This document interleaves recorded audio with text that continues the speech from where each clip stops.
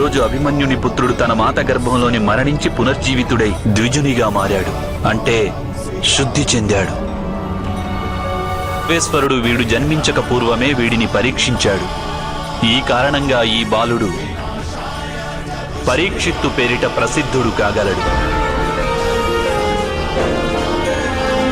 పాండుపుత్రులారా, యుద్ధంలోని అంతిమ ఘట్టం పూర్తయింది. ఇది మీ సంతానానికి అంతిమ సంస్కారం చేయవలసిన సమయం. ముందే నాకు చెప్పావు గోవిందా, ఈ యుద్ధం అనేక బలిదానాలు కోరుతుందని, పుత్రులందరినీ నేను బలి చేయవలసి ఉంటుందని. మీరు ఈ యుద్ధం చేసినందుకు దుఃఖిస్తున్నావా సఖీ? 100 నాగులు నన్ను కాటేసినంత బాధ కలుగుతోంది గోవిందా.